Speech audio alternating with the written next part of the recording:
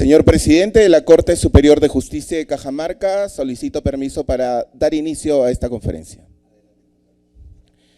Con la anuencia del señor presidente de la Corte Superior de Justicia de Cajamarca, el doctor Percy Orna León, iniciamos el día de hoy la agenda constitucional. El tema, casos emblemáticos en la jurisprudencia del Tribunal Constitucional. En la mesa de honor la preside el doctor Percy Orna León, presidente. Edith Irma Alvarado Palacios, jefa de la Oficina Descentralizada de Control de la Magistratura, ODAN, Cajamarca. El doctor Elar Fernando Zabalaga Vargas, presidente de la Segunda Sala Penal de Apelaciones de Cajamarca. Se encuentra también con nosotros presente el doctor Carlos Díaz Vargas, presidente de la Sala Civil Transitoria de Cajamarca. Y es un honor tenerlo sentado en la mesa de honor el día de hoy al doctor Helder Domínguez Jaro, magistrado del Tribunal Constitucional y director general del Centro de Estudios Constitucionales. Les pido un fuerte aplauso.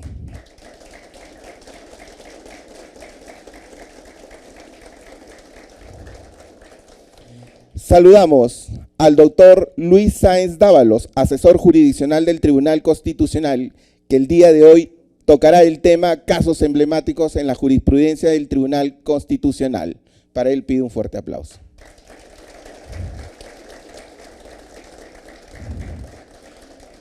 A los jueces, juezas de todas las instancias que nos acompañan el día de hoy, a los señores integrantes del Tribunal Constitucional, al doctor Agustín Moreno Díaz, jefe de la Defensoría del Pueblo de Cajamarca, trabajadores judiciales y administrativos, prensa cajamarquina. Es un gusto tenerlos en esta, su casa, la Corte Superior de Justicia de Cajamarca. A continuación, palabras de bienvenida e inauguración a cargo del señor presidente.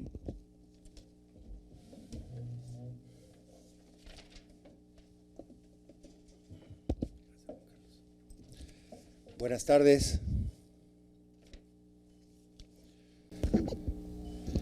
Señor doctor Helder Domínguez Jaro, magistrado del Tribunal Constitucional y director general del Centro de Estudios Constitucionales. Queridos colegas de Sala Plena, señor doctor Agustín Moreno, jefe de la Defensoría del Pueblo de Cajamarca, distinguidos visitantes del Tribunal Constitucional, ya mencionados, queridos colegas, jueces y juezas de nuestra Corte, compañeros todos.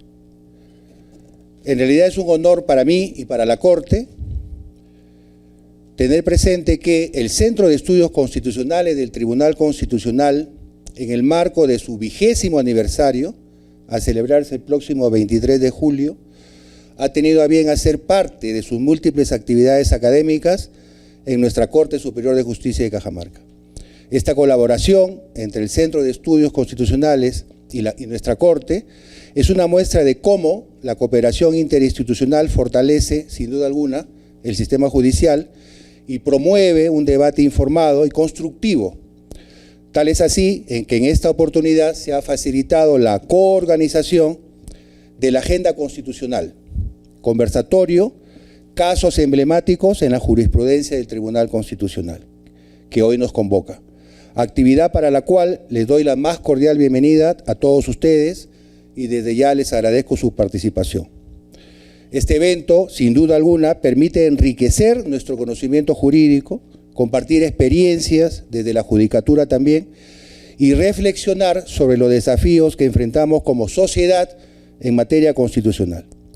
Representa una oportunidad invaluable para explorar, analizar y profundizar en los casos que han marcado hito en la jurisprudencia constitucional del país y que no solo son relevantes para el ámbito judicial, pues destaca su impacto en la defensa de los derechos fundamentales de las personas y en el desarrollo del Estado constitucional de derecho en nuestro país, tarea a la que nos abocamos nosotros los jueces diaria e incansablemente al brindar el servicio de impartición de justicia para Cajamarca. Estamos seguros que las discusiones y los análisis que se llevarán a cabo aquí contribuirán significativamente a cimentar nuestro entendimiento colectivo de la constitucionalidad y de la justicia, que inspirará a continuar trabajando por una justicia más accesible, transparente y efectiva para todos los ciudadanos cajamarquinos. Sin más preámbulos, invito a todos nosotros a disfrutar de esta jornada académica, tomar parte activa del debate y aprovechar al máximo esta ocasión para aprender y compartir conocimientos. Gracias, señor magistrado del Tribunal Constitucional, por esta oportunidad de llevar adelante este evento académico que nos ha convocado y que es muy importante para cimentar nuestros conocimientos. Y gracias a todos ustedes por su presencia. Buenas tardes.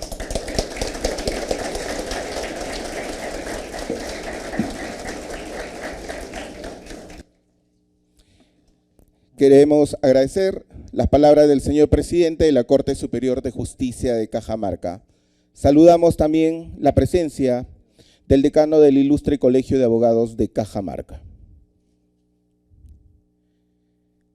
Señores integrantes de la mesa de honor, los invito a ubicarse para iniciar la exposición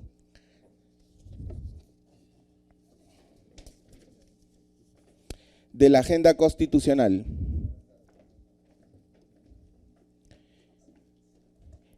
El tema, casos emblemáticos en la jurisprudencia del Tribunal Constitucional. Y voy a invitar para dar inicio al doctor Luis Sáenz Dávalos, asesor jurisdiccional del Tribunal Constitucional.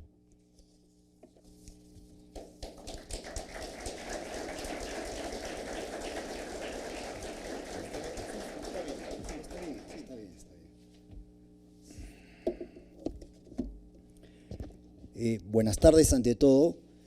Agradezco la generosa convocatoria que se me ha hecho para participar en este certamen académico que cuenta con la valiosa concurrencia de distinguidas autoridades de este distrito judicial, en particular del presidente de la Corte Superior de Justicia de Cajamarca, del director general del Centro de Estudios Constitucionales y de muy distinguidas autoridades jurisdiccionales, como vuelvo a repetir, de esta localidad.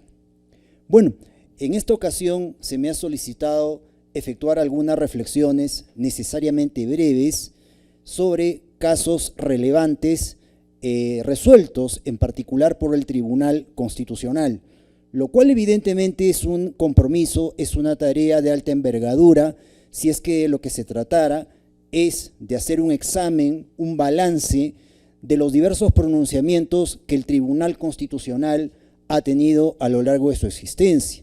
No nos olvidemos que el Tribunal Constitucional abre sus puertas hacia mediados del año, ¿no es cierto?, de 1996. A la fecha ya prácticamente ya son poco más de 27 años, en los cuales ha contado con diversas conformaciones, con diversos magistrados constitucionales, cada uno de los cuales ha aportado su coto de caza y evidentemente a través de sus fallos han resuelto causas de primer nivel, de primera relevancia, en su mayoría vinculadas a la temática de los derechos fundamentales. Evidentemente, si tuviésemos que escoger sentencias de cada pleno jurisdiccional, necesitaríamos de un tiempo bastante amplio, lo cual es una tarea virtualmente imposible, como acabo de adelantarlo. Por lo tanto, necesariamente tenemos que priorizar en algunas cosas, limitándonos específicamente a lo que respecta al último tramo, representado por la última conformación de magistrados del Tribunal Constitucional, que ya tiene aproximadamente 2 años en funciones.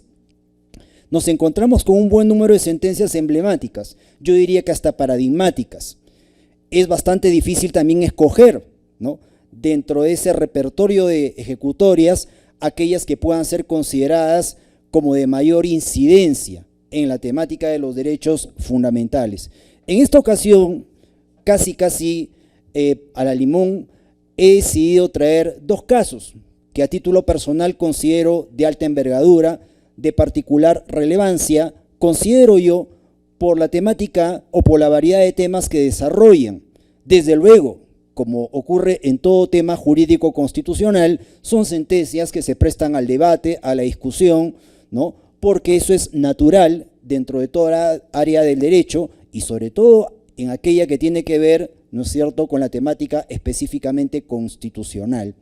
La primera de esas sentencias que me propongo comentar de una manera relativamente breve en esta ocasión es aquella que fue resuelta en el contexto del expediente 233-2022, proceso de amparo.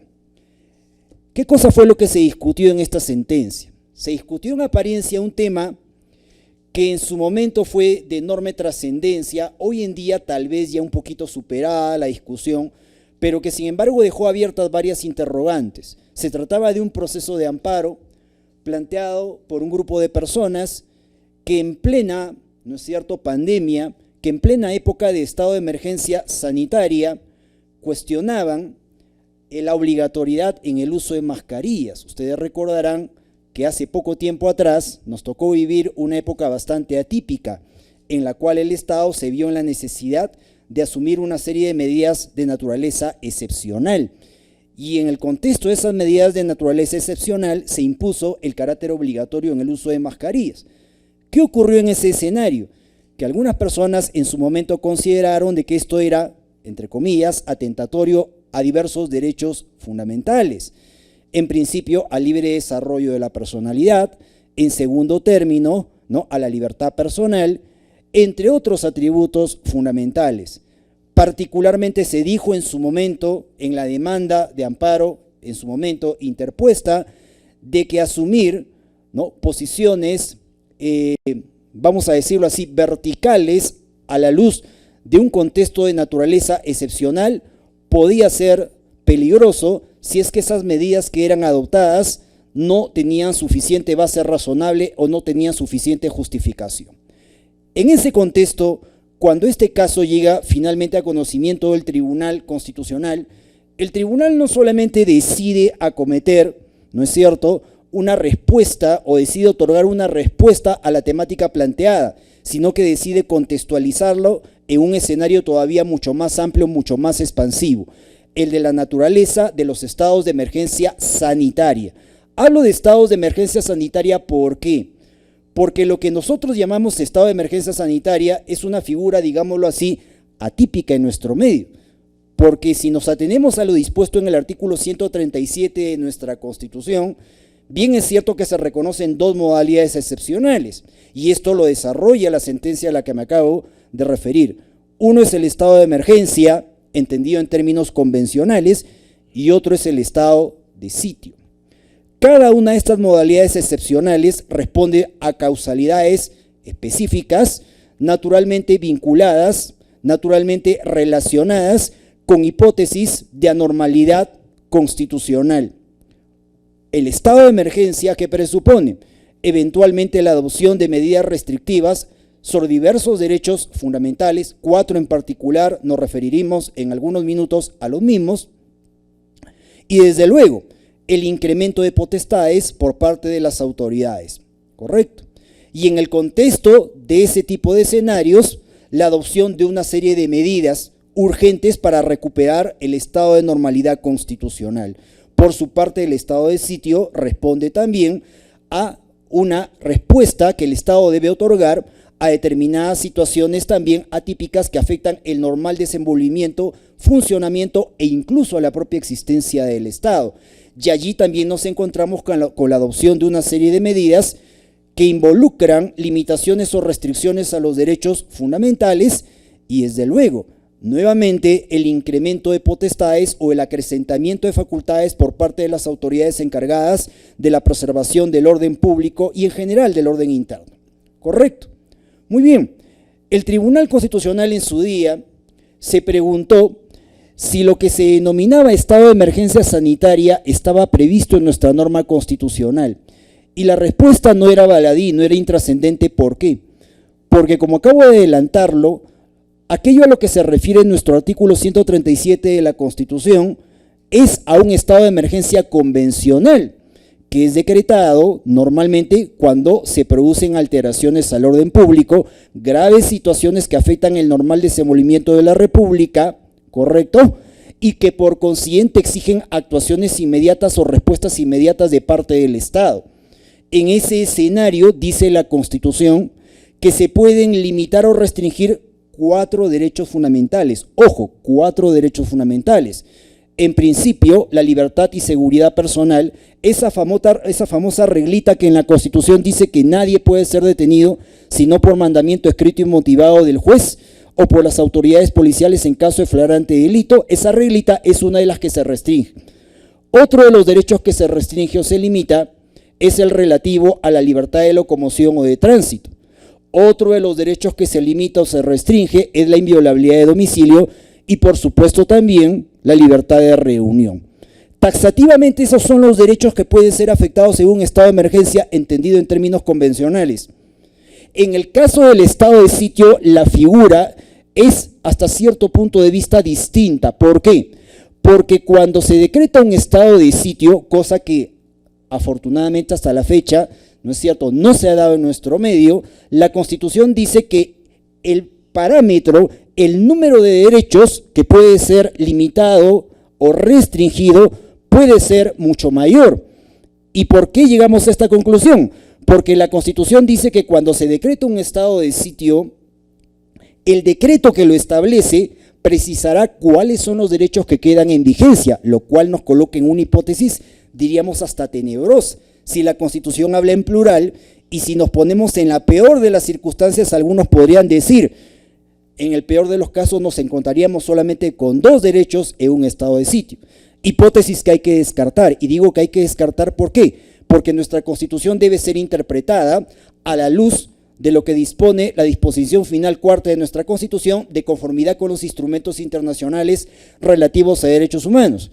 Y en la medida en que la Convención Americana de Derechos Humanos establece en su artículo 27 que hay un núcleo básico de derechos que bajo ninguna hipótesis excepcional pueden ser restringidos, y entre esos derechos está, por ejemplo, el derecho a la vida, está el derecho a no ser discriminado, está el derecho a no ser torturado, entre otros que ahora no menciono. Eso nos permitiría decir, bueno, vamos, está bien que en un estado de sitio pueden limitarse o restringirse más derechos que en un estado de emergencia, pero no solamente podríamos colocarnos en una hipótesis de 2 derechos, porque hay un núcleo de derechos básicos que no puede ser tocado. ¿Correcto? Entonces, partimos de la idea de que nos encontramos ante situaciones excepcionales. Bueno, este es el contexto general en el que se ubicó la sentencia a la que acabo de hacer referencia, pero el Tribunal Constitucional se preguntó algo mucho más interesante. Nos encontramos, refiriéndose a lo que ocurrió entre el año 2020 y 2021, nos encontramos ante un estado, ¿no?, de naturaleza especial. ¿Por qué? Porque las razones que han conducido a su declaratoria son de tipo sanitario. Y curiosamente nuestra Constitución no habla de decretar un estado de excepción por razones sanitarias, cosa que hay que reconocer, es una grave deficiencia en nuestra Constitución, porque a diferencia de la Constitución española de 1978, que establece o reconoce 3 tipos de estados excepcionales, el de emergencia, el de sitio y el estado de alarma, nuestra Constitución no reconoce 3 variantes. El estado de alarma en España, por ejemplo, sí permite adoptar dicha figura por razones de carácter sanitario, cosa que no existía en nuestro medio.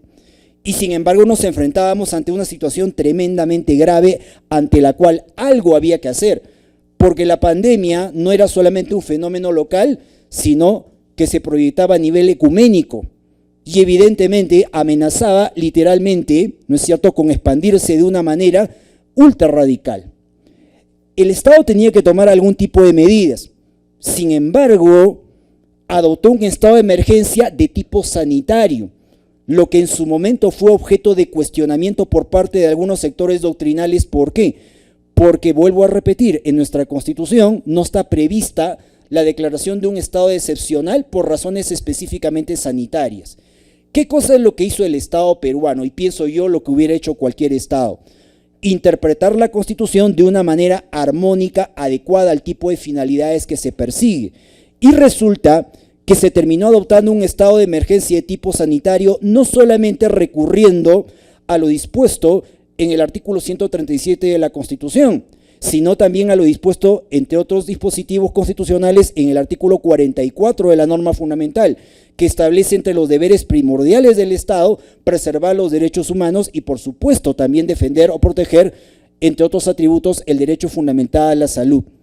no solamente se tomó en cuenta esos dispositivos constitucionales, sino que, como también lo dijo en su día el Tribunal Constitucional a través de la sentencia que he mencionado, se echó mano de la Ley General de Salud. ¿Y por qué motivo? Porque la Ley General de Salud, que es una ley que integra el bloque de constitucionalidad, se establece la posibilidad de que todo Estado pueda adoptar medidas de naturaleza excepcionalísima que puedan involucrar inclusive la limitación de más derechos fundamentales que aquellos a los que se refiere el artículo 137 de la Constitución. Ustedes recordarán que cuando se decretó el estado de emergencia sanitaria, no solamente se limitó, como lo acabo de decir, la libertad de tránsito, la inviolabilidad de domicilio, ¿no?, el derecho de reunión y la libertad y seguridad personales. Se limitó en buena medida el derecho al trabajo, se limitó la libertad de empresa, el libre desarrollo de la personalidad. Los hospitales no atendían en iguales condiciones, ¿no? Los centros educativos no funcionaban con normalidad. Es decir, un catálogo amplísimo de derechos fundamentales eran objeto de limitaciones y no nos encontrábamos con una respuesta satisfactoria desde la perspectiva constitucional, pero algo había que hacer. Cuando el Tribunal Constitucional se pronuncia en esta sentencia, lo que nos dice es que frente a situaciones graves se legitiman respuestas acordes con lo que representan las finalidades constitucionales.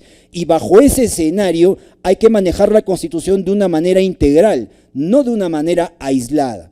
Sin embargo, y muy a pesar de que se reconoció en su momento que el estado de emergencia sanitaria era una figura mucho más radical que el estado de emergencia convencional, que solamente permitía limitar o restringir 4 derechos fundamentales, la adopción de dicha medida excepcional no podía suponer bajo ningún contexto un uso irrazonable del poder proveniente de la autoridad y por consiguiente debían reconocerse y garantizarse mecanismos idóneos para evitar los excesos, porque es obvio que mientras tengamos un repertorio más amplio de derechos afectados, más riesgos se podía correr, como en efecto se pudo visualizar a través de las noticias de las que nos daba cuenta cotidianamente la prensa en la época en que atravesamos por el estado de emergencia sanitaria.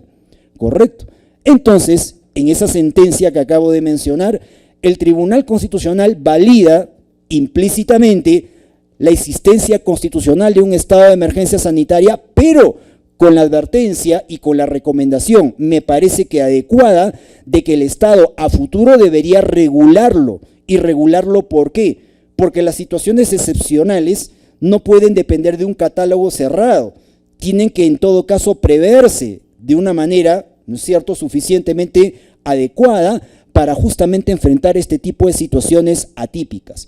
Y cuando hablamos del estado de emergencia sanitaria, evidentemente hablamos de adoptar medidas para preservar, entre otros bienes jurídicos relevantes, el derecho a la salud, cosa que se hizo con la adopción de una serie de medidas, entre las cuales estuvo el uso obligatorio de las mascarillas, ¿correcto? Los demandantes de esta causa, ¿qué decían? Que el uso obligatorio de las mascarillas no tenía base científica, que atentaba contra su derecho al libre desarrollo de la personalidad, inclusive que atentaba hasta el propio derecho a la propia imagen, porque no permitía que el rostro se visualizara con normalidad. El Tribunal Constitucional, que dijo, este no es un tema que lo tengamos que ver de una manera informal, de una manera intrascendente. Evidentemente nadie está diciendo, ¿no?, en ese momento, ¿no?, nadie estaba afirmando que con el uso obligatorio de las mascarillas evidentemente se garantizara a plenitud el no contagio de las personas, pero finalmente dijo que sí estaba demostrado científicamente que la posibilidad de contagios disminuía de una manera bastante considerable, siempre y cuando a ese uso obligatorio de las mascarillas se le adicionaran o agregaran otras medidas complementarias como el distanciamiento social, entre otros, ¿no es cierto?, métodos a utilizar. La respuesta del Tribunal Constitucional finalmente en este caso, ¿cuál sería?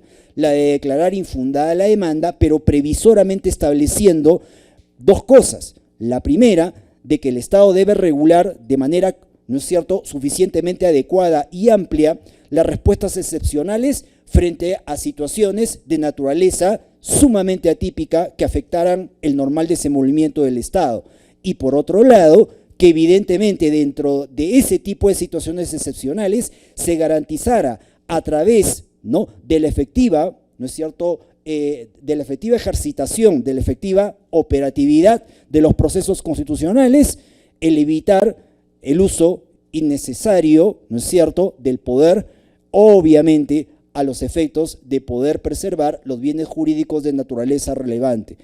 Eso evidentemente ¿qué supuso? Supuso una recomendación, me parece que adecuada, para que el legislador, sobre todo constituyente, a futuro afronte este reto de una manera, ¿no?, suficientemente solvente y obviamente nos acerque hacia otros modelos jurídicos en los cuales evidentemente, inevitablemente, hay respuestas mucho más satisfactorias que la que brinda nuestro propio sistema jurídico. Me parece que el desarrollo de puntos que se hizo en esta sentencia es de lo más interesante y por lo tanto yo les recomendaría, los invitaría a que examinen esta sentencia con bastante cuidado, porque hasta donde yo conozco es una de las que de manera más pormenorizada explica de una manera bastante nítida diversas incidencias dentro de la temática de lo que representan los estados excepcionales, haciendo una precisión, me parece que adecuada incluso al propio legislador constituyente.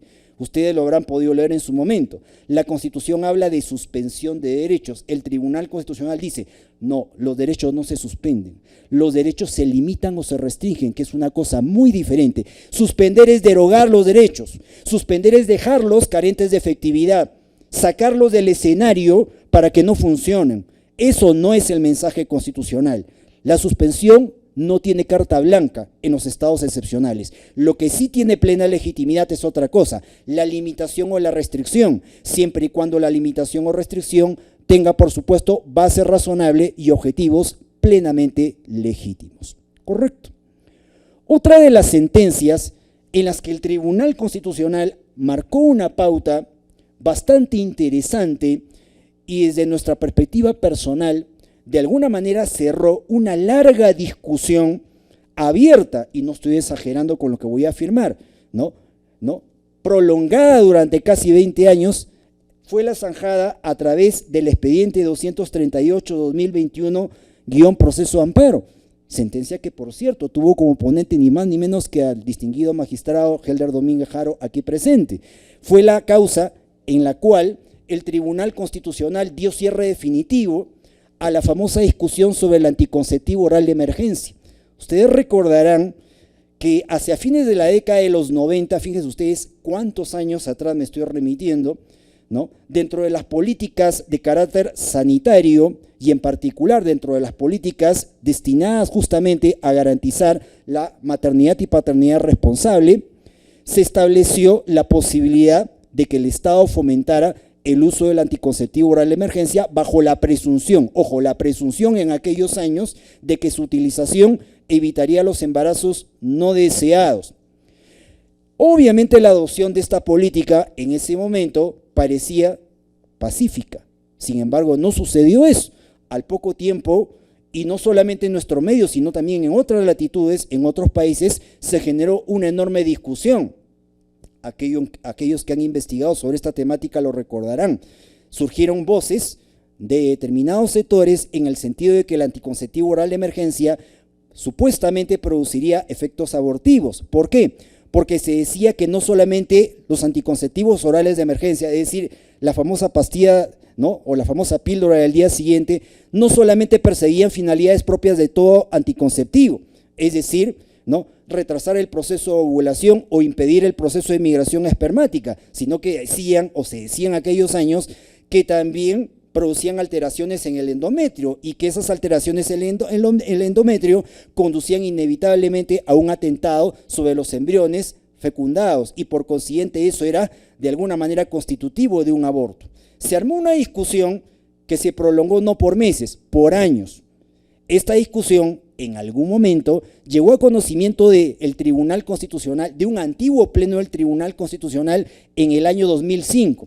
¿Y por qué me remonto al año 2005? Porque en aquellos años el Estado peruano, ¿no?, más allá del debate que se había armado, había emitido una famosa resolución ministerial en la que permitía su reparto gratuito, sobre todo para aquellas personas que carecían de recursos económicos. Sin embargo, frente a las objeciones que hicieron determinados sectores, ¿qué ocurrió? Que las autoridades de salud dieron marcha atrás y de la noche a la mañana prohibieron el reparto gratuito de este anticonceptivo oral de emergencia, y eso dio lugar a un proceso de cumplimiento por aquellos años que finalmente terminó resolviendo el Tribunal Constitucional en forma favorable, es decir, dijo que había que cumplir con la resolución suprema y que por lo tanto el reparto gratuito del anticonceptivo oral de emergencia no podía considerarse bajo ningún punto de vista lesivo a ningún derecho fundamental, habida cuenta que la información científica de la que hasta ese momento se disponía había acreditado que no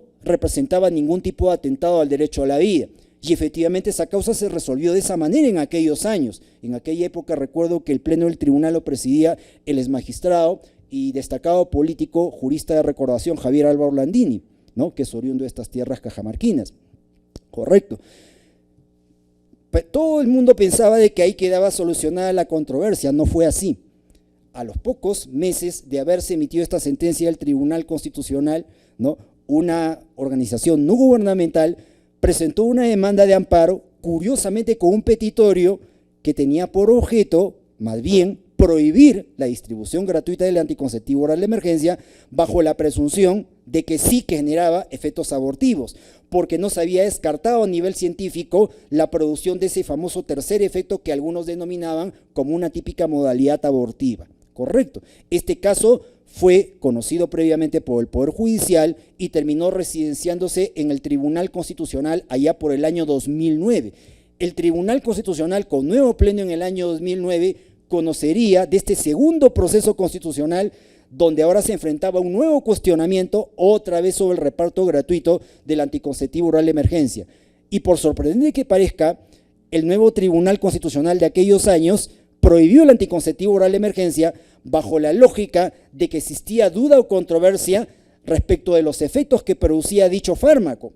Correcto, y que ante la duda había que garantizar el derecho a la vida. Pero cuidado, la sentencia que es expedida en este segundo proceso constitucional, recuerdo que el expediente es el expediente 2005-2009-proceso de amparo, correcto, fue expedida con ciertos fundamentos que terminarían siendo decisivos por lo que luego les voy a comentar.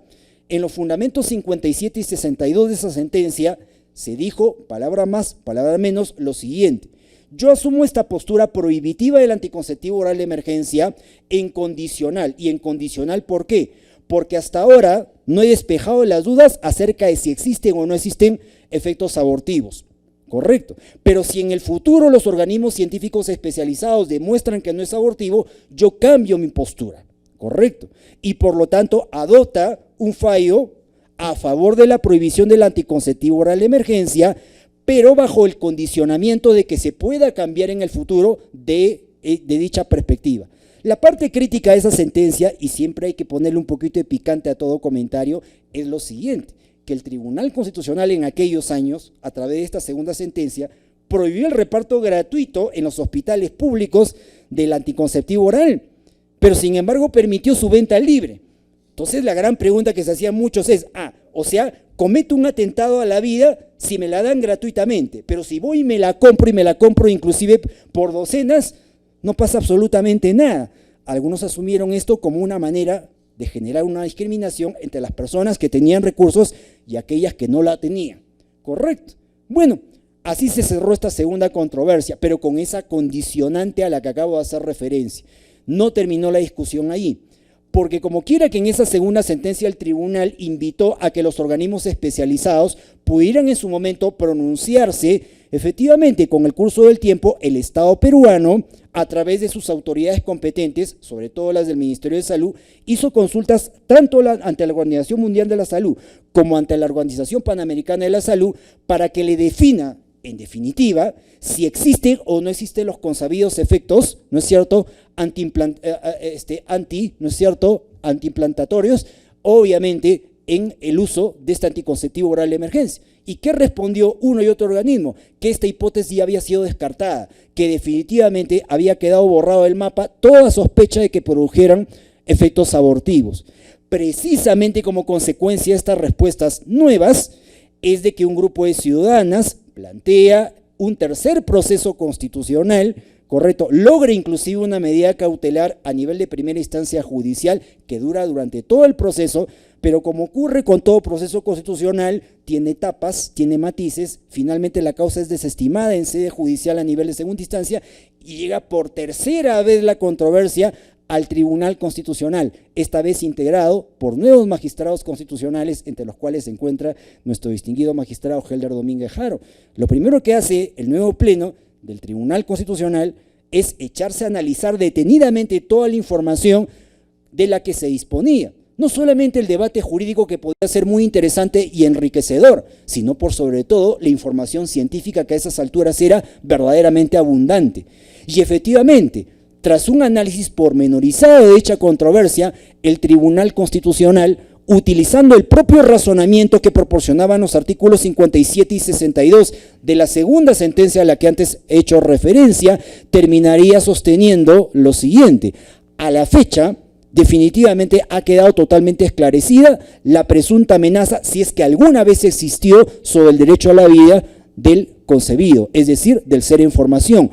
Por lo tanto, no existe ninguna razón, ni científica, ni menos jurídica, para continuar prohibiendo el uso de dicho fármaco. Y por consiguiente, a la luz del nuevo contexto que ahora vivimos, queda plenamente garantizado su reparto gratuito en todos los hospitales públicos o en todas las instituciones del Estado.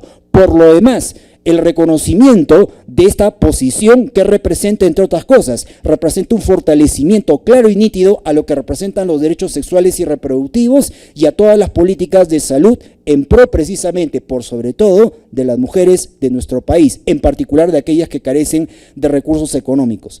A través de esta sentencia se declararía finalmente fundada la demanda y se cerraría una discusión de casi 20 años. Yo he pensado, luego de reflexionar detenidamente sobre estas sentencias, y he llegado a la siguiente conclusión: a veces las grandes causas o las causas controvertibles requieren de un análisis pormenorizado, ¿no es cierto?, de una suerte de reflexión que puede prolongarse por años, pero tal vez la respuesta más adecuada es aquella que se da después de madurar muchísimo los grandes temas, las grandes discusiones jurídicas. Eso es lo que ocurrió con esta sentencia concerniente con el anticonceptivo oral de emergencia, y me parece una de las sentencias más valiosas, no solamente que ha expedido el actual pleno del Tribunal Constitucional, yo diría que una de las sentencias más trascendentales que ha expedido el Tribunal Constitucional a lo largo de su historia.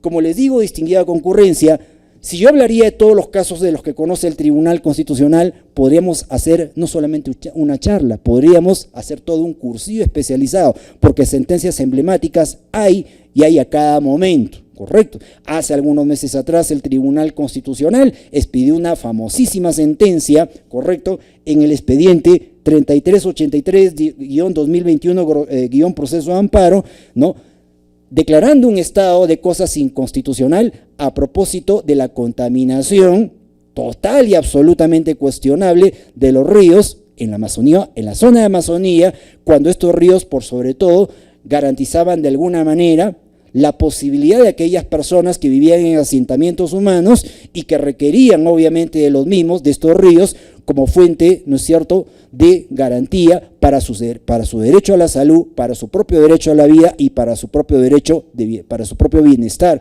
como seres humanos. Esta fue una sentencia también tremendamente trascendental, no solamente por los diversos temas que zanjó, el tema de la contaminación ambiental, el tema de la protección de sectores vulnerables, sino por sobre todo porque le hizo una severa advertencia al Estado peruano. No puedes permanecer indiferente, no puedes permanecer cruzado de brazos cuando ves un drama en la contaminación de aquellos recursos naturales que son garantía inexorable del derecho a la vida, del derecho a la subsistencia de todas las personas. En fin, yo solamente he querido entretenerlos esta tarde con algunas cuantas sentencias, evidentemente hay muchas más, ¿no?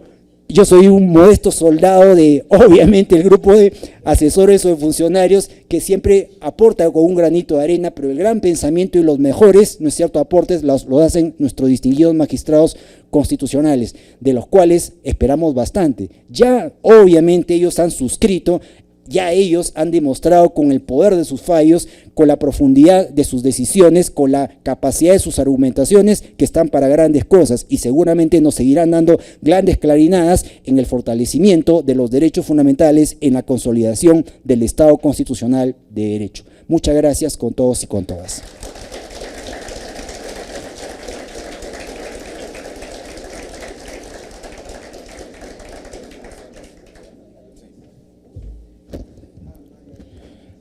Agradecemos al doctor Luis Sáenz Dávalos, asesor jurisdiccional del Tribunal Constitucional. A continuación, invito al doctor Helder Domínguez Haro, magistrado del Tribunal Constitucional y director general del Centro de Estudios Constitucionales. Lo recibimos con un fuerte aplauso.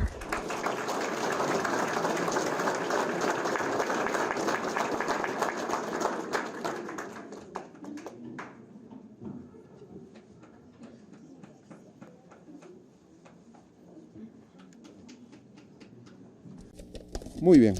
Tengan todos ustedes muy buenas tardes.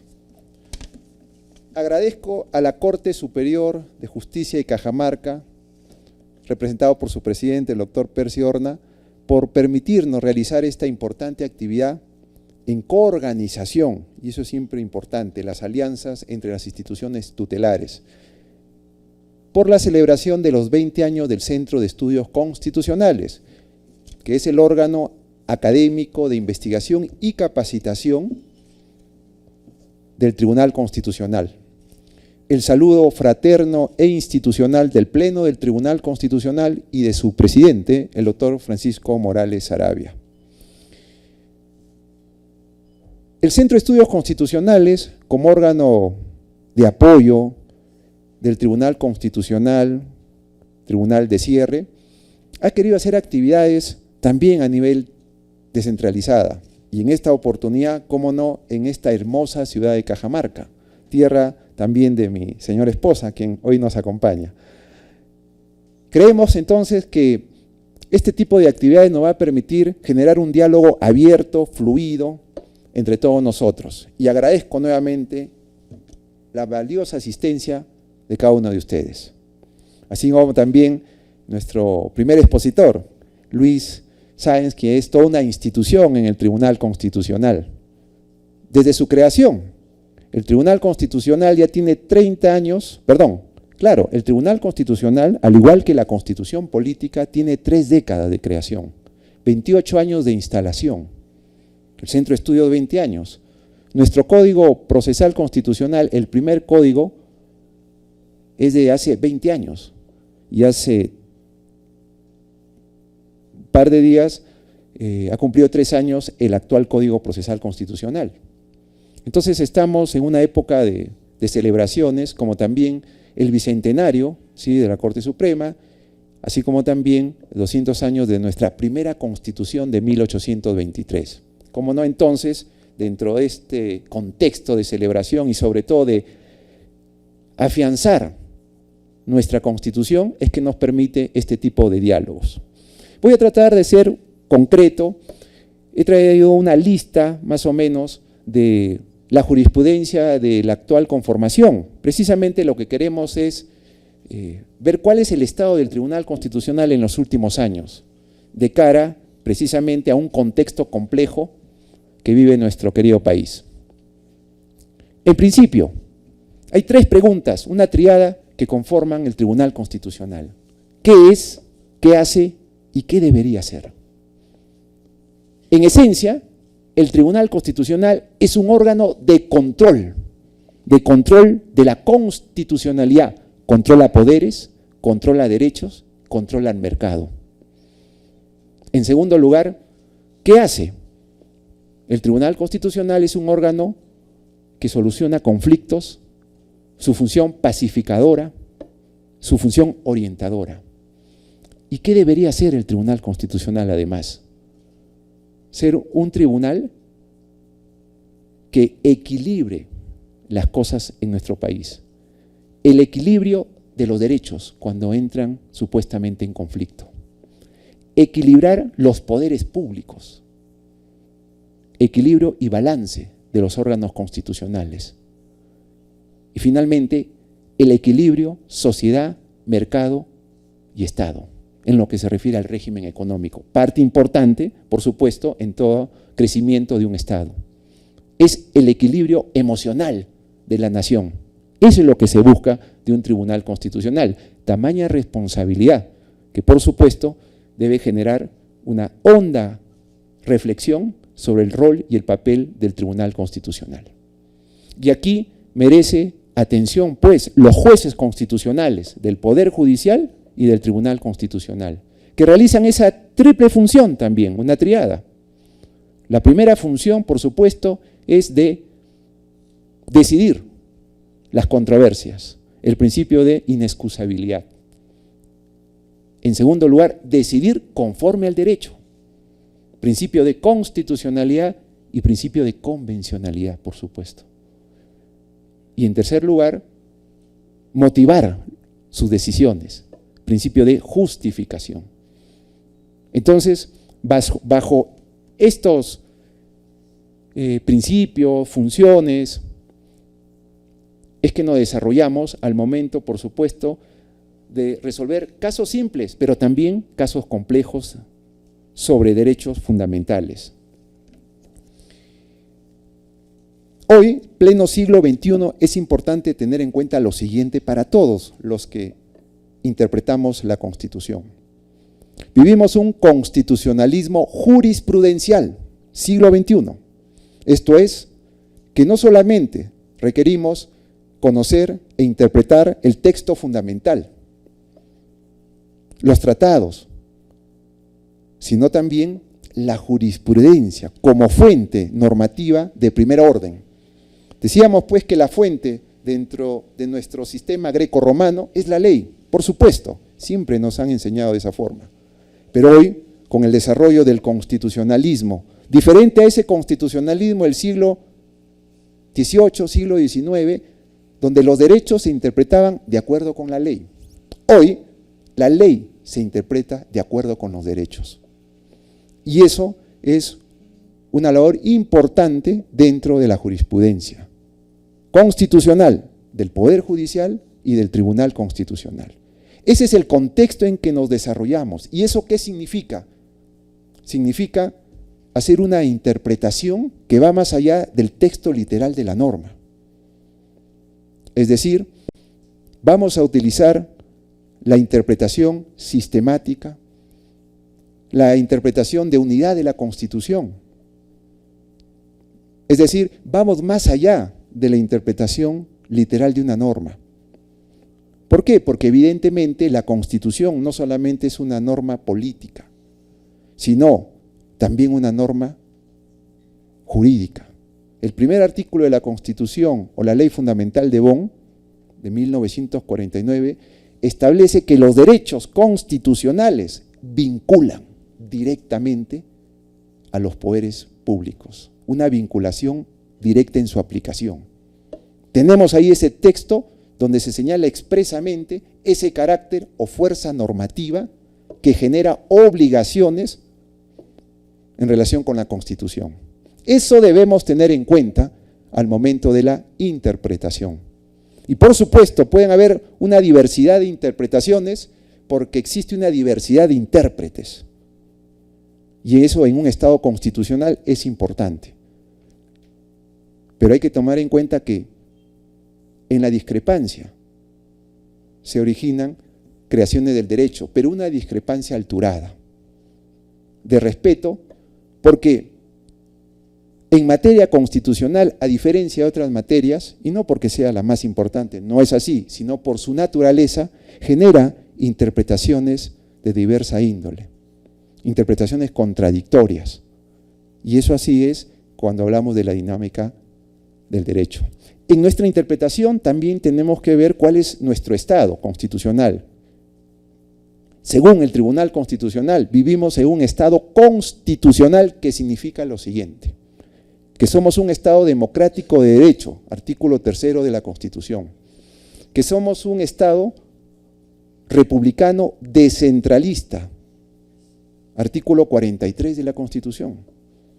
Somos un estado de economía social de mercado, artículo 58 de la Constitución. Y somos un estado pluricultural y pluriétnico. Ese es el marco entonces de nuestras interpretaciones. Y es por eso que cuando desarrollamos los derechos tenemos que tener esa perspectiva, pleno siglo XXI. Y es por eso que el Tribunal Constitucional desde el presente siglo, a través de sus primeras conformaciones, han tratado de establecer este tipo de interpretaciones, que es, en buena cuenta, asignarle, otorgarle un sentido a la interpretación, un sentido a la norma constitucional. Miren, el Código Procesal Constitucional, en su artículo 66, establece, por supuesto, que en los procesos de cumplimiento, lo dice literalmente, debemos iniciar con los métodos clásicos de interpretación jurídica. Así lo señala el Código Procesal Constitucional. Pero, por supuesto, la primera interpretación es la interpretación semántica, la interpretación de las palabras de un texto. La interpretación lógica, evidentemente, porque somos una norma positiva. Pero luego, si esa interpretación no satisface o esa interpretación no cautela los derechos, entonces tenemos que ir utilizando y construyendo otro tipo de interpretaciones. Y ahí entra la interpretación sistemática, la interpretación de la unidad de la Constitución, ¿sí? Como en el caso que ha desarrollado Luis Sáenz en relación con los estados de excepción, el uso de las mascarillas, donde se ha hecho este tipo de interpretaciones. Es decir, tratemos de evitar las interpretaciones fragmentadas, sesgadas, o de un solo artículo de la Constitución. Por ejemplo, los famosos contratos leyes, que vamos a tratar brevemente, donde los críticos señalaban que según la Constitución son inmodificables estos tipos de contratos. Claro, esa es una interpretación solo de ese artículo, 62 si no me equivoco, no recuerdo muy bien. Claro, la idea es interpretarlo con los demás artículos de la Constitución. Es lo que se hace. Esa es una tarea difícil, pero hay que hacer ese ejercicio intelectual, ¿sí?, de interpretación. Y como hemos señalado, corresponde a todos nosotros. En relación con esta breve introducción, porque eso es lo que nos permite señalar cuál es nuestra interpretación, vamos a dividir nuestro bloque precisamente en esos tres equilibrios que hablábamos. El equilibrio control de derechos, 1, 2, el equilibrio de poderes y de la economía social de mercado. En relación a nuestros derechos, miren, el Tribunal Constitucional por lo menos ha ido, la actual conformación, jurisprudencia caliente por supuesto, ha reconocido algunos derechos importantes, como por ejemplo el derecho a la democracia, en el caso de la reelección de congresistas. La democracia es un principio, por supuesto, y el Tribunal Constitucional ha reconocido expresamente que por ahora la mejor forma de convivencia y coexistencia humana es la democracia, como derecho. Y no es nada novedoso. En alguna oportunidad la Corte Interamericana ha ido esbozando a la democracia como derecho, así como también la Carta Democrática Interamericana en su artículo 1 que reconoce el derecho a la democracia de los pueblos de América.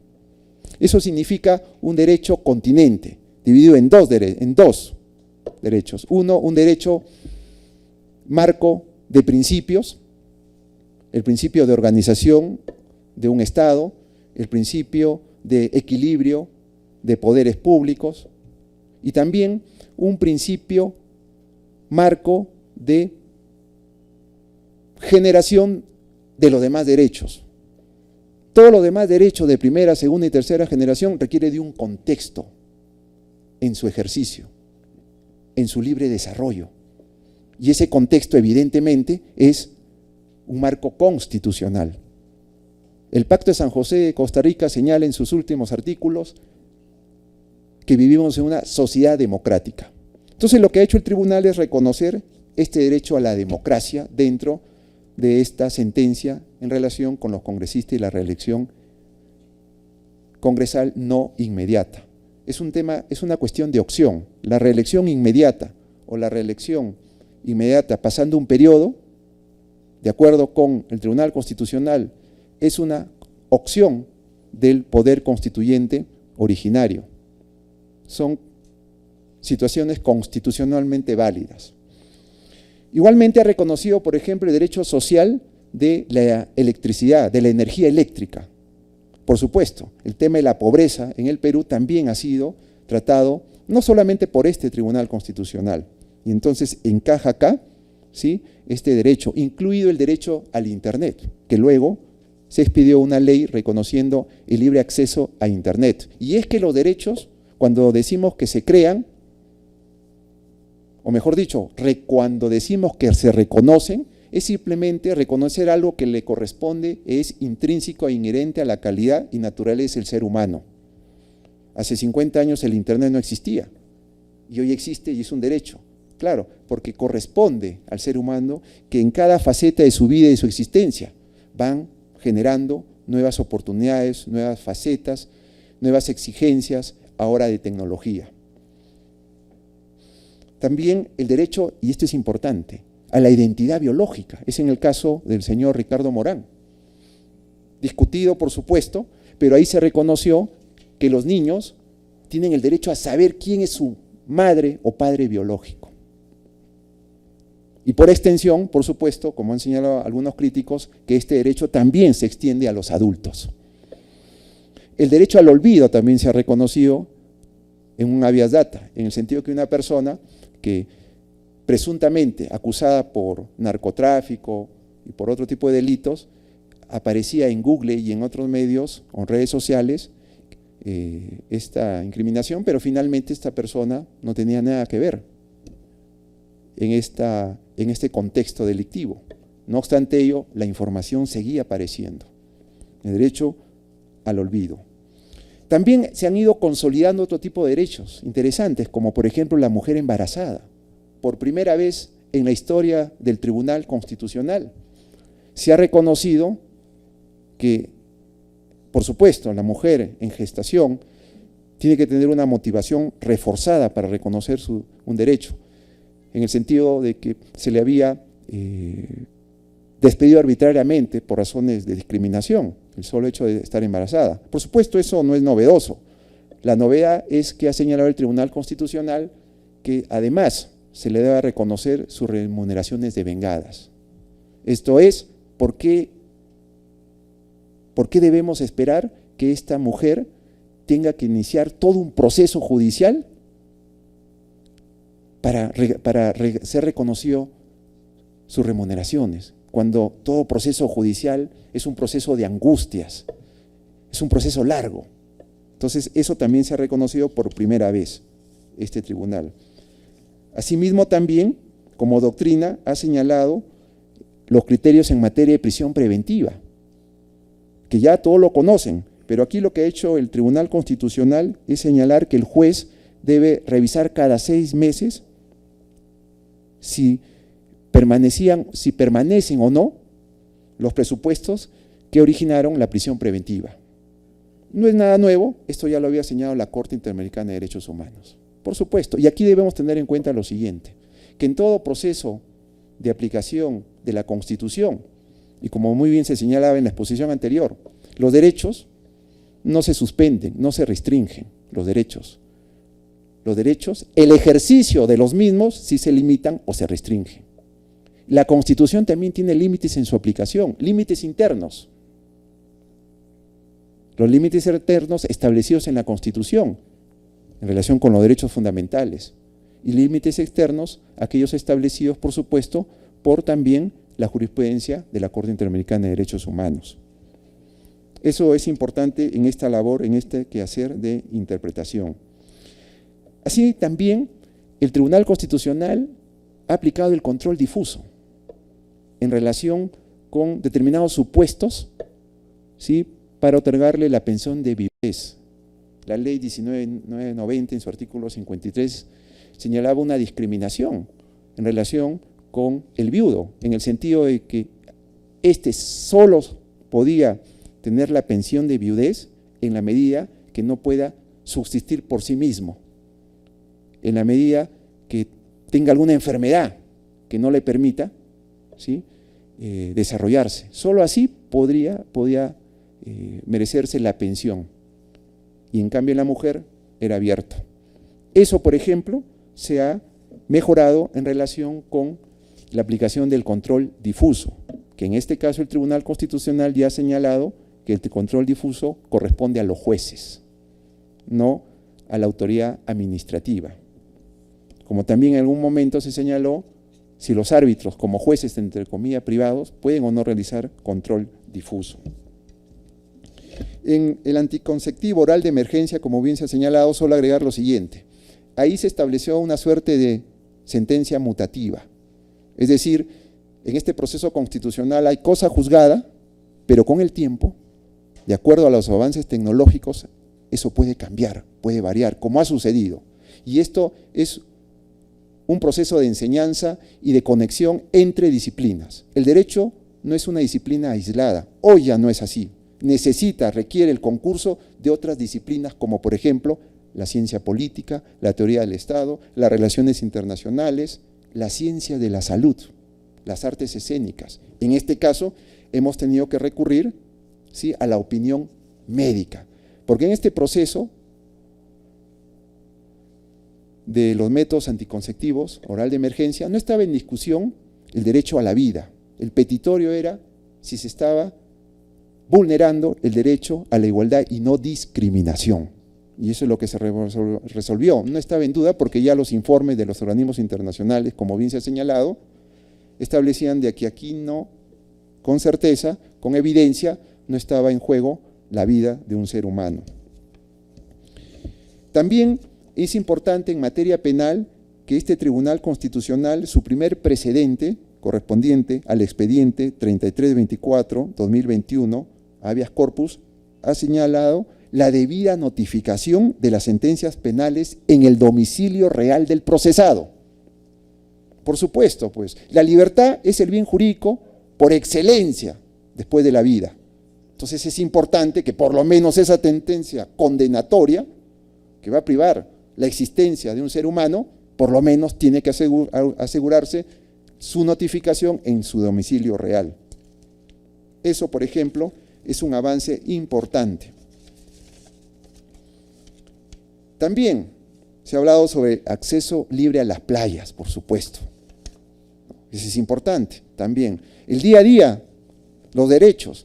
Al Tribunal Constitucional no se le critica hoy por la protección de los derechos. Este Tribunal Constitucional es un tribunal garantista. Es una institución tuitiva de los derechos fundamentales. Las críticas están en relación al control del poder, que ese es otro tema que vamos a ver. ¿Por qué? Porque sencillamente en materia constitucional hay diversas interpretaciones. En relación con la economía social de mercado, es un punto importante, el Tribunal Constitucional, y aquí por ejemplo está la interpretación sistemática o aplicando el principio de preferencia de los derechos fundamentales, se establece por ejemplo que la dignidad del ser humano es un principio rector para aplicar la economía social de mercado. Y eso es lo que ha sucedido con el caso de los peajes. Según, por ejemplo, nuestra Constitución, de los diversos principios rectores del régimen económico o llamado Constitución Económica o Derecho Constitucional Económico, hay dos principios importantes, que es la iniciativa privada y la libertad de contratar. Pero también la Constitución establece ciertos límites. El artículo 58 o 59 de la Constitución establece la libertad de comercio, de industria, de empresa. Por supuesto, todos podemos formar empresa, pero la misma Constitución establece un límite explícito, en la medida que no vulnere o no atente contra la moral, la seguridad y la salud pública. Ahí está un límite. Como también el artículo 70 de la Constitución establece la propiedad es inviolable, pero en ese mismo artículo señala que su ejercicio se debe realizarse en función al bien común. Y también se establece la expropiación. O sea, sí, como ven, la economía social de mercado no es un cliché. Ahí en la Constitución establece los límites.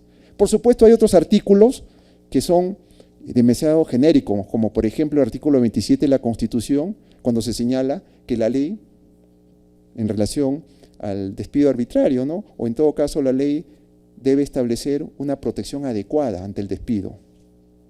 En términos generales, no me dice nada, parece un concepto indeterminado. Entonces corresponde ahí, por supuesto, a la legislación infraconstitucional desarrollar ese precepto constitucional o, en su caso, alguna sentencia jurisprudencial. En el caso de los peajes, simplemente estaba en juego el derecho de locomoción de las personas, de trasladarse de un lugar a otro. Ahí el Tribunal Constitucional no se ha pronunciado, como tampoco lo puede hacer, en relación si ese contrato de concesión es válido, es nulo. Eso no nos compete al Tribunal Constitucional. Lo que le compete es si ese contrato en su desarrollo puede afectar, vulnerar un derecho fundamental.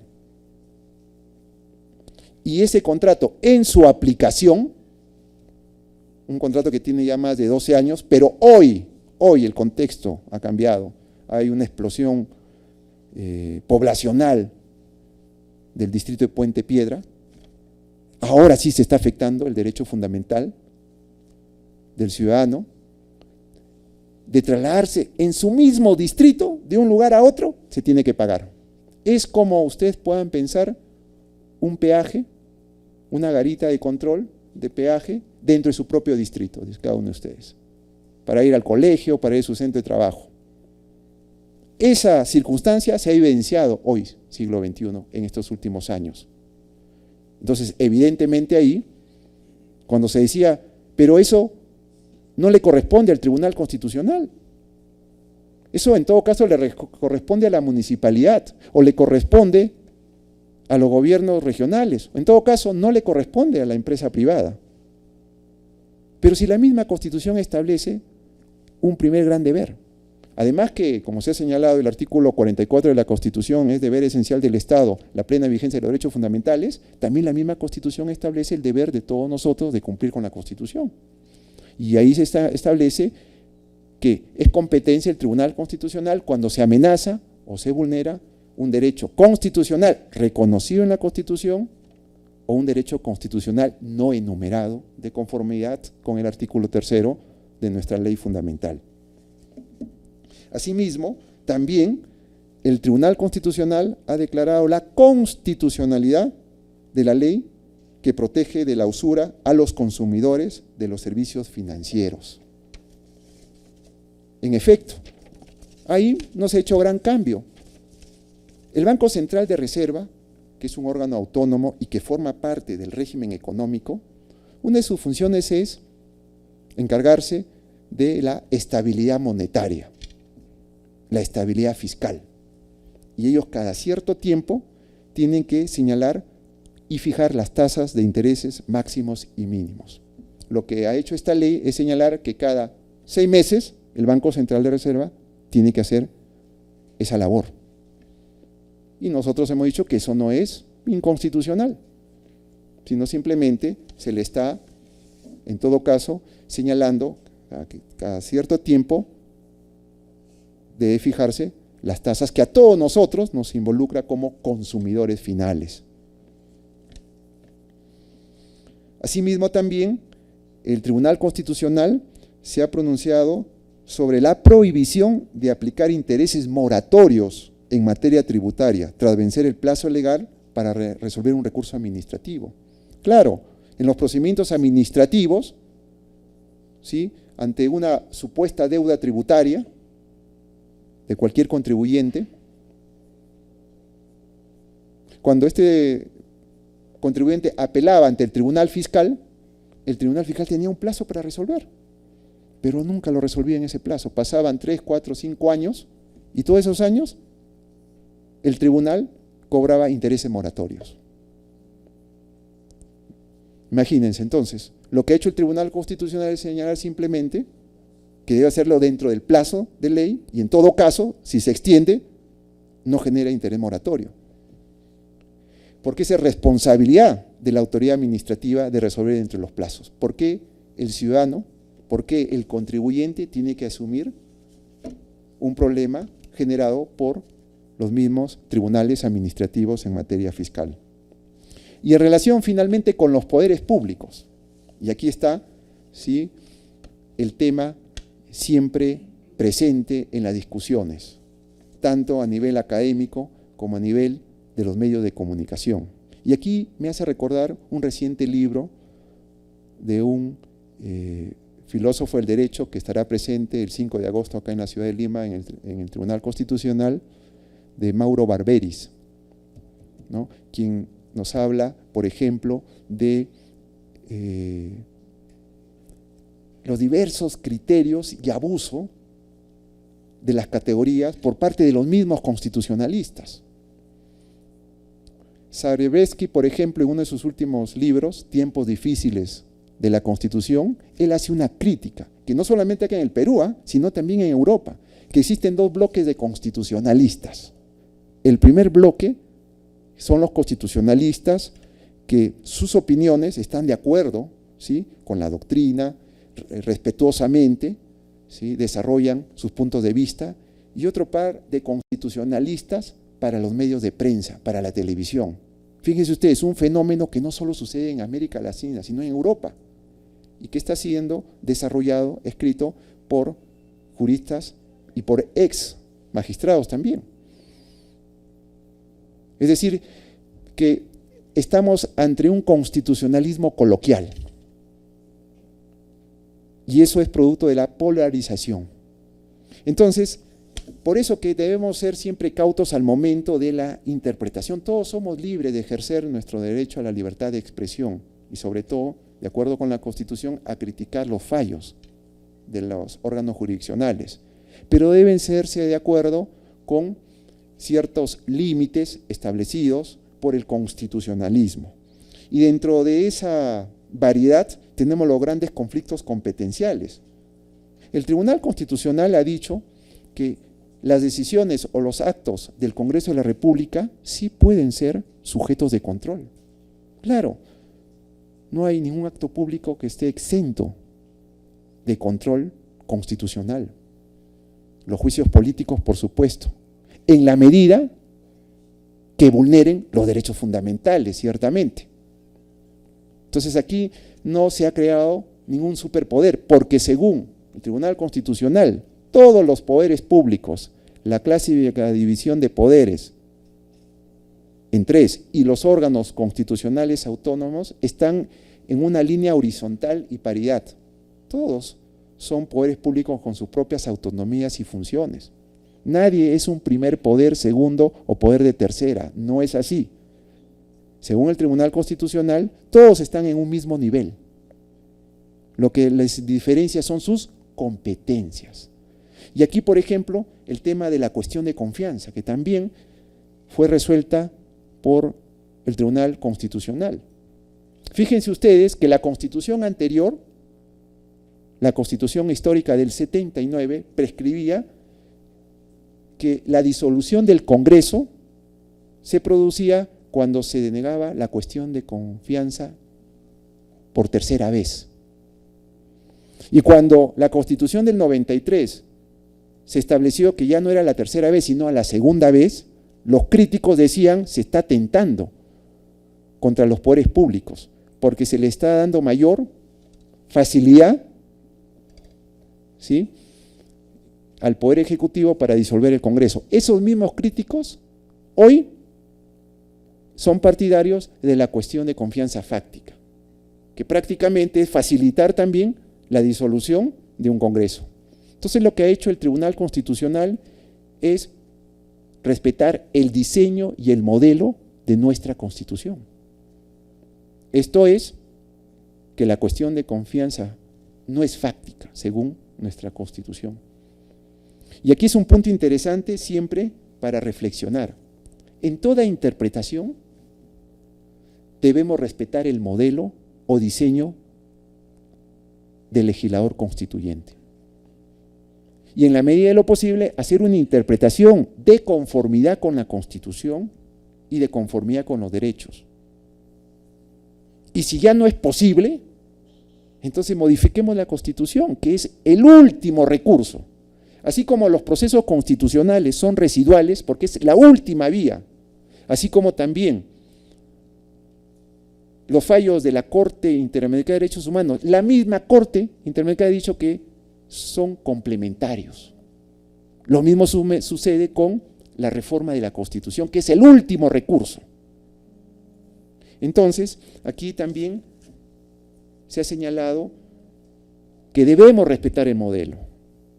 Si el modelo, por ejemplo, y eso ya ha sido subsanado por el Tribunal Constitucional, la Constitución dice expresamente que contra las sentencias estimativas de los procesos constitucionales de la libertad no procede el recurso de agravio constitucional. Solo cuando es infundado, improcedente, entonces el beneficiario o el agraviado tiene que acudir a través de este recurso impugnatorio. Sin embargo, anterior conformación señaló, contrario a la Constitución, contrario al Código Procesal Constitucional, que en el caso de tráfico ilícito de drogas, lavado de activos y terrorismo, no obstante ser una sentencia estimativa, podía interponerse un recurso de agravio constitucional, una especie de recurso atípico. Eso, por ejemplo, es contrario a la Constitución. Entonces lo que ha hecho el tribunal es corregir, porque el modelo no lo permite. Vivimos en una sociedad donde debe respetarse las reglas de juego. Las grandes civilizaciones han crecido, se han desarrollado en la medida que respeten sus normas, sus reglas de juego. Esto significa transparencia en su producción y en su ejercicio, así como también respetar su cumplimiento y en la medida de lo posible hacer una interpretación, porque así también se está permitido. Hoy la interpretación ya no es positivista, hoy la interpretación es no positivista, pospositivista, o en todo caso la validez de una norma se da por dos requisitos.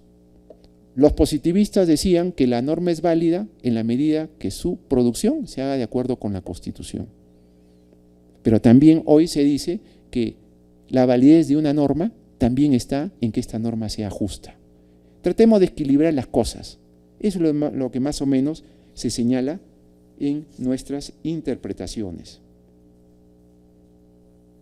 Como ustedes pueden apreciar, es más o menos el quehacer interpretativo del Tribunal Constitucional, con aciertos seguramente, con desaciertos, pero lo que se busca siempre es cumplir con el artículo 1 de la Constitución, que es la persona y su dignidad. Y esta poder también, en su aplicación, compararlo con los demás artículos de la Constitución. No podemos, y eso a veces los críticos lo señalan, para su conveniencia, solo interpretar un único artículo de la Constitución. Esto no es posible, esto no es así. El principio de unidad de la Constitución de concordancia práctica, en el sentido de que cuando, por ejemplo, se toman algunas acciones que afecten o vulneren las libertades, entonces ahí tiene que estar presente los órganos tutelados por el poder que otorgan los jueces. Y aquí finalmente, para terminar, el poder de la justicia, ojo, el poder de la justicia radica en los jueces en el siguiente sentido. El poder de la justicia depende de la capacidad de los jueces.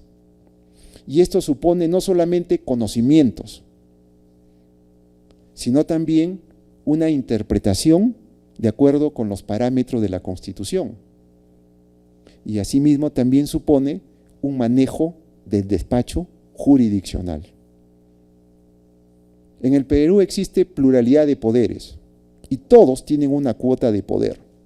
Todos tienen una cuota de poder, como es el poder judicial, el poder persuasivo de la Defensoría del Pueblo, el poder de nombramiento de la Junta Nacional, el poder fiscal del Ministerio Público, el poder constitucional del Tribunal Constitucional, el poder electoral en el Jurado Nacional de Elecciones. Entonces, lo que corresponde es que estos derechos limiten el ejercicio del poder. Y eso es lo que tratamos de hacer, de salvaguardar los derechos constitucionales en esa conexión en esa vinculación con los poderes estatales. Esa es la gran labor de un tribunal constitucional. Y creemos que la historia, seguramente, la historia será el escenario donde podamos darnos cuenta si se hizo una buena o correcta interpretación. Sin interpretación no existe el derecho. Podemos tener el código. Si ese código es vacío, si no se aplica, y la aplicación significa interpretación. Si no hay interpretación, no hay derecho. El derecho es una ciencia normativa y no con ello significa que seamos un derecho positivo. No es así. Para interpretar, tiene que haber un objeto de interpretación, dice la norma, en este caso la Constitución. Empecemos el derecho positivo con la Constitución, pero ahí no se vota. Y ahí entra entonces en juego los valores y los principios constitucionales. Aquellos principios que expresamente están señalados en la Constitución. El principio de división de poder, el principio de dignidad. Y aquellos que no están en la Constitución, como por ejemplo, el principio de seguridad jurídica o de proscripción de la arbitrariedad. Entonces, vivimos en una sociedad donde debemos aplicar los principios. Algunos dicen que es el ascenso de los principios. Principios y derechos deben estar siempre en todo viaje interpretativo. Y eso es lo que buscamos como Tribunal Constitucional. Señores, con estas palabras hemos querido de alguna manera resumir la labor del Tribunal Constitucional, pero siempre respetando a los poderes del Estado. Felizmente, que no nos creemos superpoder, por si acaso, no es así. Todos tenemos límites, nosotros conocemos nuestros límites. Nosotros no asumimos un activismo judicial, un activismo jurisdiccional, no es así. La autonomía procesal tiene que estar de acuerdo con el modelo y diseño de nuestro texto constitucional.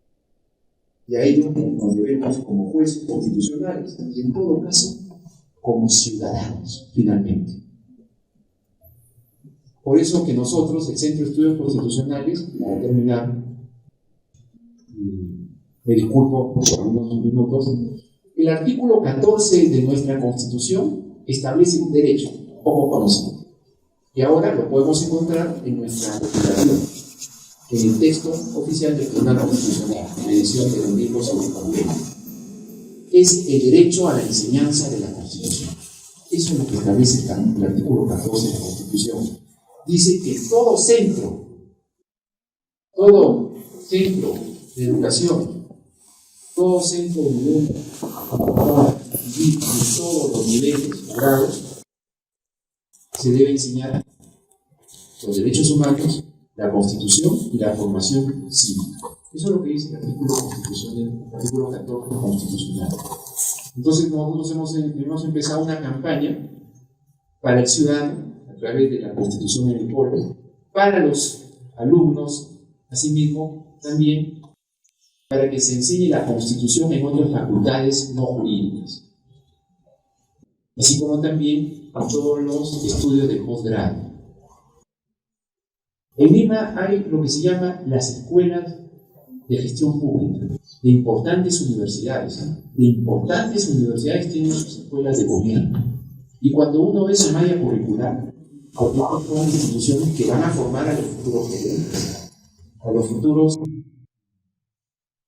gestores de la administración pública. Cuando ven una su malla curricular, no hay ningún curso sobre la Constitución. Imagínense, les enseñan a contratar con el Estado, la ley de contratación del Estado, y no revisan la parte del régimen económico que está en la Constitución.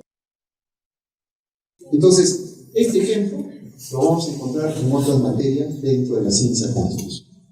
Entonces nos queda siempre, como dice el Código de Ética de Función Pública, la lealtad al Estado. ¿Qué significa lealtad al Estado constitucional? Y eso involucra sentimiento o patriotismo constitucional. Muchas gracias.